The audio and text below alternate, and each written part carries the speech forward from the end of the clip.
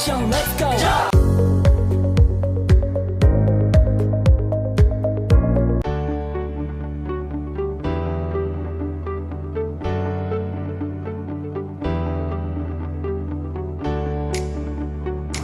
Jurnal ini merupakan hasil kajian yang dijalankan oleh Nur Syahidah Azali dari Program Jabatan Geografi, Fakulti Sastra dan Sains Sosial Universiti Malaya. Jurnal ini juga mengkaji tentang perubahan garisan pinggir laut dan kesannya terhadap morfologi zon pinggir laut, satu kajian di Utara Negeri Kelantan. Selain itu, artikel ini juga bertujuan untuk menganalisis perubahan garisan pinggir laut di Utara Negeri Kelantan dari tahun 1955 hingga tahun 2004. Penulis juga melakukan penyelidikan tentang proses perubahan garisan pinggir laut, kesan yang timbul dan pengurusan yang dilakukan terhadap perubahan tersebut. Seterusnya beralih kepada isu utama. Terdapat 3 isu utama yang telah dikemukakan dalam artikel ini, antaranya adalah perubahan garisan pinggir laut, kesan terhadap morfologi zon pinggir laut, dan pengurusan garisan pinggir laut. Saya akan menjelaskan isu pertama, iaitu perubahan garisan pinggir laut. Menurut Nur Syahidah Azali menyatakan bahawa garisan pinggir laut merupakan kawasan yang sangat dinamika dan pembentukannya adalah hasil daripada proses tindak balas semula jadi antara sistem fizikal dan struktur buatan manusia yang dibina di kawasan tersebut. Aktiviti manusia di lembangan sungai juga mempengaruhi perubahan garisan pinggir laut kerana lembangan sungai berkait rapat dengan sistem lautan. Hal ini menyebabkan perubahan morfologi atau bentuk permukaan bumi di sepanjang pinggir laut.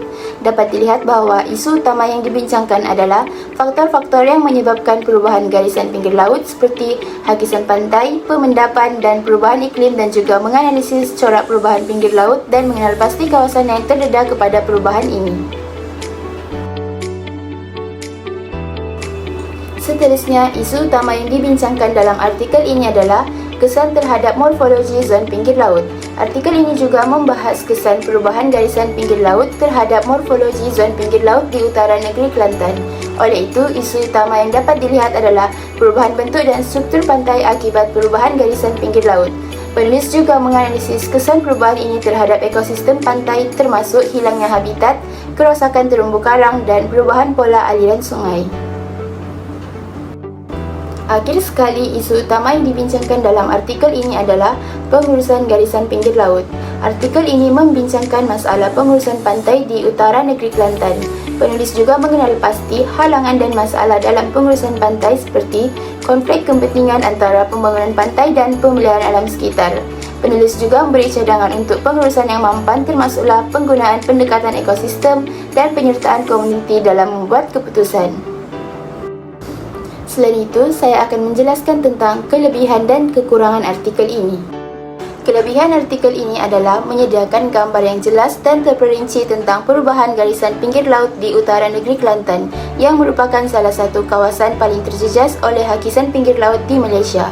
Selain itu, penyelidikan ini juga menggunakan kaedah yang sah dan boleh dipercayai seperti menganalisis menggunakan GIS, iaitu Geographic Information System, dan RS Remote Sensing untuk mengumpul dan menganalisis data. Kekurangan yang dapat dilihat daripada artikel ini adalah artikel ini tidak menyediakan data yang mencukupi untuk menyokong dapatan kajian seperti statistik, graf, jadual atau peta yang menunjukkan perubahan garisan pinggir laut secara kuantitatif dan kualitatif. Artikel ini juga tidak mengambil kira faktor-faktor lain yang mungkin mempengaruhi perubahan garisan pinggir laut seperti perubahan iklim, kenaikan aras laut, hakisan tanah dan pengaruh geologi. Seterusnya saya akan masuk kepada pandangan perspektif lain. Terdapat beberapa perbezaan artikel ini dengan artikel perubahan zon pinggir pantai dan implikasinya di Kuala Selangor, Malaysia yang ditulis oleh Joy Jacqueline dan Muhammad Ikhwan Toriman. Antara perbezaannya adalah artikel perubahan zon pinggir pantai dan implikasinya di Kuala Selangor, Malaysia ini mengkaji zon pinggir pantai, bukan garisan pinggir laut. Zon pinggir pantai merangkumi kawasan daratan dan lautan yang dipengaruhi oleh proses pantai, manakala garisan pinggir laut ialah sempadan antara daratan dan lautan. Dari segi persamaan pula, kedua-dua artikel ini mendapati bahawa terdapat perubahan yang signifikan antara zon pinggir pantai dan garisan pinggir laut dalam tempoh masa tertentu. Perubahan ini disebabkan oleh faktor-faktor semula jadi dan faktor manusia seperti hakisan pemendapan, aras laut, pembangunan pantai, aktiviti sungai dan sebagainya. Akhir sekali adalah kesimpulan. Kesimpulannya, kajian ini memberikan maklumat yang berguna tentang perubahan garisan pinggir laut dan kesannya terhadap morfologi zon pinggir laut di utara negeri Kelantan. Berdasarkan peratusan hakisan pinggir laut di Malaysia, negeri Kelantan merupakan garisan pinggir laut yang paling teruk mengalami proses degradasi. Oleh itu, kajian ini dapat membantu pihak berkuasa dalam merancang dan mengambil tindakan yang sesuai untuk mengurangkan kesan negatif perubahan garisan pinggir laut terhadap morfologi zon pinggir laut di kawasan tersebut.